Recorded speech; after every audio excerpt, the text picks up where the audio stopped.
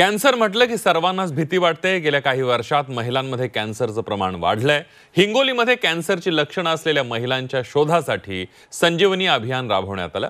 या अभियानातील जी आकडेवारी समोर आली ती केवळ हिंगोलीला नाही तर संपूर्ण महाराष्ट्राला हादरवणारी आहे।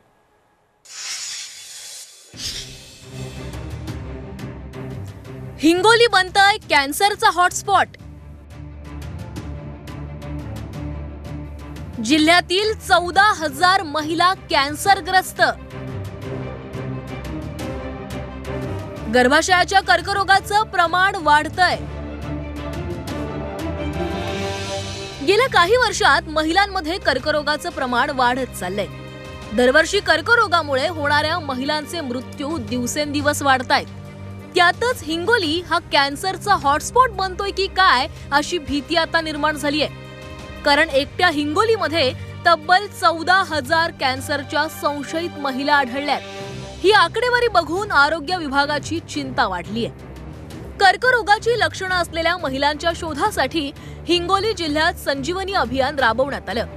जवळपास 3 लाख महिलांची तपासणी करण्यात आली आणि या तपासणी दरम्यान जिल्ह्यातील तब्बल 13,956 महिलांमध्ये कर्करोगाची लक्षणं आढळली आहेत। ही आकडेवारी समोर आल्यानंतर आता आरोग्य विभागानं तालुका स्तरावर महिलांची तपासणी शिबिरं घेण्याचा निर्णय घेतलाय।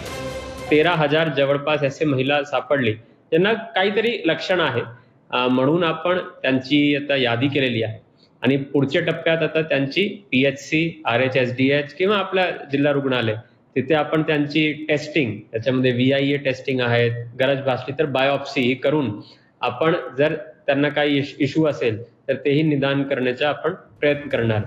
हिंगोली जिल्ह्यात तब्बल 7,524 महिलांमध्ये गर्भाशयाच्या कर्करोगाची लक्षणं आढळली, तर 3,733 महिलांमध्ये तोंडाच्या कर्करोगाची लक्षणं आढळली आहेत, तर स्तनाच्या कर्करोगाची लक्षणं ही तब्बल 2,699 महिलांमध्ये आढळली आहेत। गर्भाशयाच्या कर्करोगाचं प्रमाण सर्वाधिक आहे।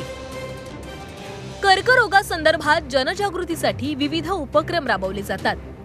वेळीच कर्करोगावर उपचार घेतले तर त्यावर लवकरच मात देखील करता येऊ शकते। मात्र अनेकदा कर्करोगाच्या लक्षणांकडे दुर्लक्ष केलं जातं आणि त्यामुळे रुग्णांचं प्रमाणही वाढतंय।